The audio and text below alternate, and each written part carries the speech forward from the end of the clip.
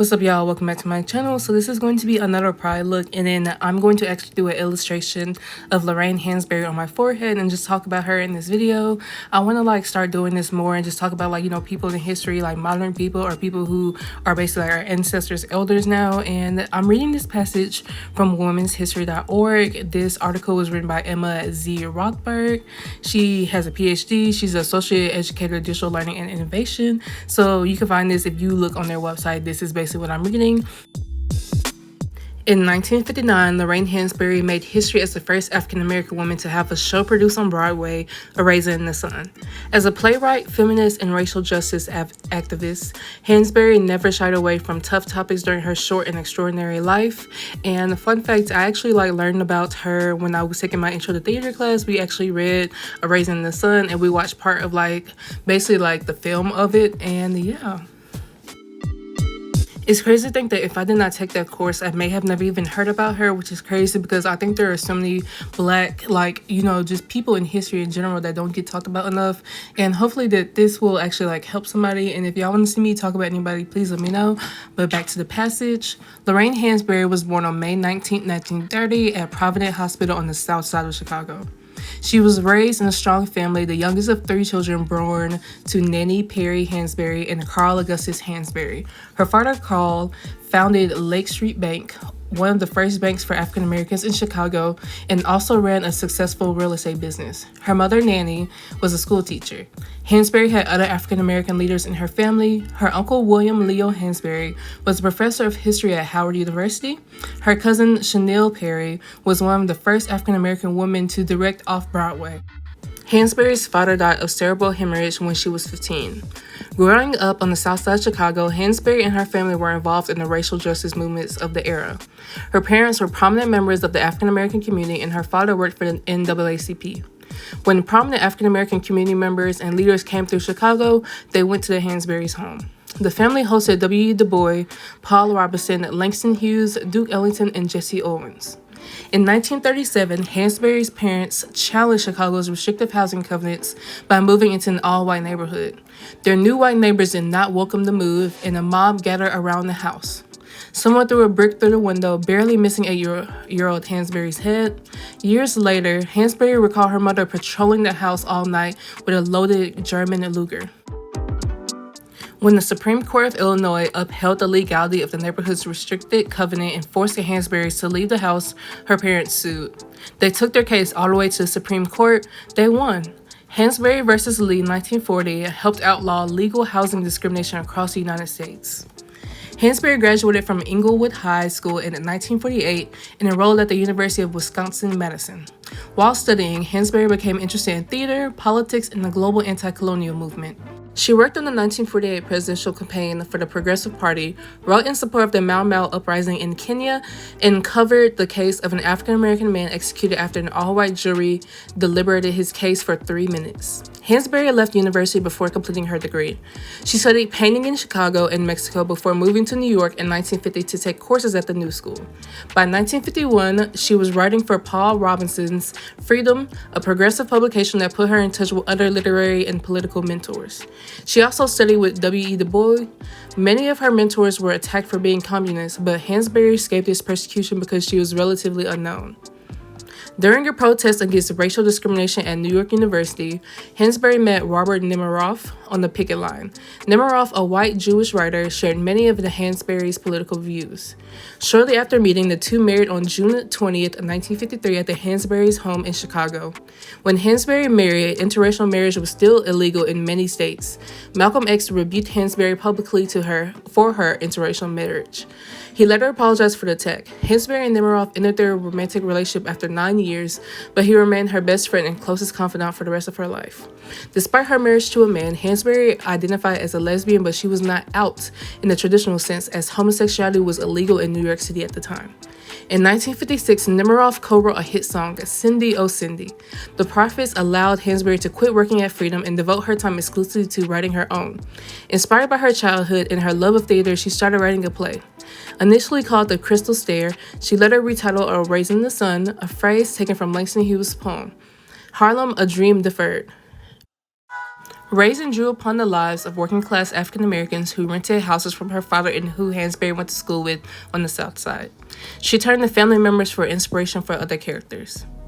Many expected A Raisin in the Sun to flop when it came to Broadway. Instead, it ran for 19 months, was made into a 1961 movie starring Sidney Poitier, and is now considered a classical theater piece.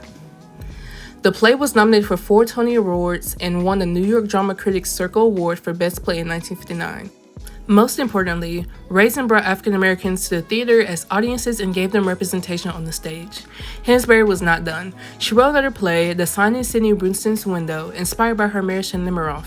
The play ran for 101 performances and dealt with themes of race, gender, and sexuality. The Sign would be the second and final Hansberry play produced during her lifetime. On January 12, 1965, Hansberry died of pancreatic cancer at 34. The Sign closed the same day. At her funeral, held at the Church of the Master near Harlem's Morningside Park, some 700 mourners filled the church. It was standing room only. Posthumously, another of Hansberry's plays, Les Blancs, received their Broadway debut in 1970. Nemiroff also put the finishing touches on some of Hansberry's incomplete plays, including The Drinking Gourd and What Use Are Flowers. Raisin made the theater a place where African American stories and presence were welcome. Hansberry's success opened the doors for and inspired generations of African American artists. Her commitment to racial justice inspired countless more. So now I'm actually done reading that article, and now I'm on the Wikipedia's page for Lorraine Hansberry, and I'm under the belief section. I just want to read a couple different things that I found. According to the historian Fanon Shea Wilkins, I don't know if that's right, but hopefully, Hansberry believed that gaining civil rights in the United States and obtaining independence in colonial Africa were two sides of the same coin that presented similar challenges for Africans on both sides of the Atlantic. In response to the independence of Ghana led by Kwame Nkrumah, Hansberry wrote, "The promise of the future of Ghana is that of all the colored peoples of the world. It is the promise of freedom." Regarding tactics, Hansberry said blacks must concern themselves with every single means of struggle: legal, illegal, passive, active, violent, and nonviolent. They must harass, debate, petition, give money to court struggles, sit in, lie down, strike, boycott, sing hymns, pray on steps, and shoot from their windows when the racists come cruising through their communities. James Baldwin described Hansberry's 1963 meeting with Robert F. Kennedy, in which Hansberry asked for a moral commitment on civil rights from Kennedy. According to Baldwin, Hansberry stated, "I am not worried about black men who have done splendidly, it seems to me, all things considered, but I am very worried about the state of the civilization which produced that photograph of the white cop standing on that Negro woman's neck in Birmingham." In a town hall debate on June 15, 1964, Hansberry criticized white liberals who could not accept civil disobedience, expressing the need to encourage the white liberal to stop making liberal and become an American radical. At the same time, she said, "Some of the first people who have died so far in this struggle have been white men." Hansberry was a critic of existentialism, which she considered too distant from the world's economic and geopolitical realities. Along these lines, she wrote a critical review of Richard Wright's The Outsider and went on to style her final play, Les Blancs, as a foil to Jeanette's absurdist Les Negres. However, Hansberry admitted Simone de Beauvoir's The Second Sex. I'm not sure if I said anything about that right, but I tried. In 1959, Hansberry commented that women who are twice oppressed may become twice militant. She held out some hope for male allies of women, writing in an unpublished essay, "If by some miracle women should not even utter a single protest against their condition, there would still exist among men those who could not endure in peace until her liberation had been achieved." Hansberry was appalled by the nuclear bombing of Hiroshima and Nagasaki, which took place while she was in high school. She expressed a desire for a future in which nobody fights. We get rid of all of the little bombs and the big bombs. Though she also believed in the right of people to defend themselves with force against their oppressors. The FBI began surveillance of Hansberry when she prepared to go to the Montevideo, I think that's how you say it, peace conference. The Washington, D.C. office searched her passport files in an effort to obtain all available background material on the subject, any derogatory information contained therein, and a photograph and complete description, while officers in Milwaukee and Chicago examined her life story, or her history. Later, an FBI reviewer of Raisin in the Sun highlighted it Pan-Africanist themes as dangerous. And I just feel like that's something we have to even talk about. Like, when people talk about speaking up and using your voice, it has just like, it's just so crazy to me that like people who are actually like, you know, trying to protest and like, you know, bring in, you know, rights of, you know, everyone should have, you know, anybody that's human, you know, is like those are basic rights, and people like then try to like label them as dangerous because they're speaking the truth. And I just hate to see it, especially because, you know, I feel like there are so many similarities between back then when like Hansberry was alive and then to now. Like we're still having so many of the same struggles. It's just I feel like repackaged in a way. But I have just like, it just astonishes me how many Black people have been killed by, you know, the government for actually trying to help people and like, you know, bring awareness to issues. It's something that should not be going on, and there are certain instances of it happening right now. But I feel like reading this passage about her has just like broadened like, you know, my view and just helped me like open my eyes a little bit, because there were people who are fighting for the same exact thing. I mean, we all know that we've been fighting for certain battles for like years, decades, you know, centuries in a way, but we don't talk about this side of her, and that's something that I never heard of. So, you know, this was actually kind of cool to find this in the article, and I'm gonna look through the Wikipedia page, and if there's some more information I want to share, I'm gonna be sharing it in a second. So I have some more information I want to share. I'm still on the Wikipedia page, but I'm under the section that says Success as Playwright. Written and completed in 1957, A Raisin in the Sun opened at the Ethel Barrymore Theater on March 11, 1959, becoming the first play by an African-American woman to be produced on Broadway. The 29-year-old author became the youngest American playwright and only the 5th woman to receive the New York Drama Critics Circle Award for Best Play. She was also nominated for the Tony Award of Best Play, among the 4 Tony Awards that the play was nominated for in 1960. Over the next 2 years, Raisin was translated into 35 languages and was being performed all over the world.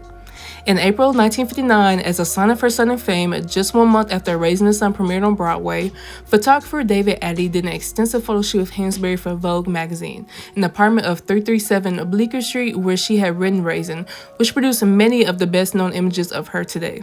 In her award-winning Hansberry biography, Looking for Lorraine, The Radiant and Radical Life of Lorraine Hansberry, Amani Perry writes that in his gorgeous images, Addy captured her intellectual confidence, armor, and remarkable beauty.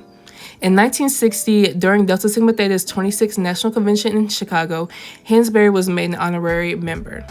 Hansberry's screenplay of A Raisin in the Sun was produced by Columbia Pictures and released in 1961. The film starred Sidney Poitier and Roby D and was directed by Daniel Petrie. In 1961, Hansberry was set to replace Vinette Carroll as the director of the musical Kicks & Co. after his tryout at Chicago's McCormick Place, written by Oscar Brown Jr.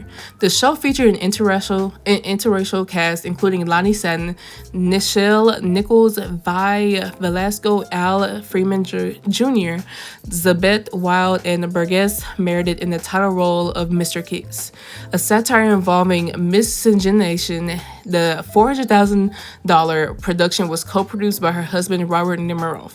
Despite a warm reception in Chicago, the show never made it to Broadway. In 1963, Hansberry participated in a meeting with Attorney General Robert F. Kennedy set up by James Baldwin.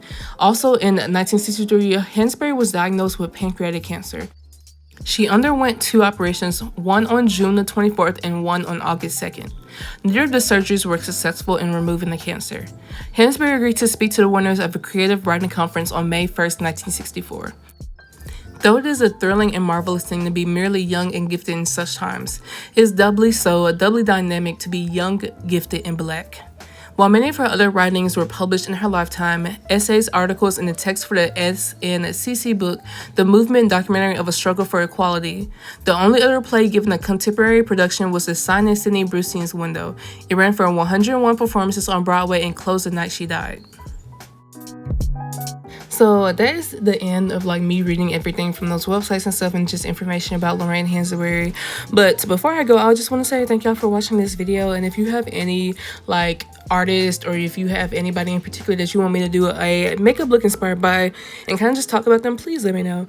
But yeah, in the background of the like forehead piece, if you may, I decided to draw the Chicago skyline, and on the other side I drew my version of a cover of A Raisin in the Sun. So that's what you see, that's like the white area, that's what that is. But yeah, this was really fun to do. I love actually like learning about history. I would love to be some type of like historian, like have like a little TV show and stuff, and just like, you know, actually just highlight different things that we don't really talk about as a society, because I think there's so many different people who we definitely should be talking about. And I mean, there's a reason why it's not talked about, because because, you know, they don't want you to know everything. They don't want you to see your power. But I feel like it's just my responsibility to talk about people like this. And yeah, I hope y'all like this video, and I will talk to y'all later. Bye.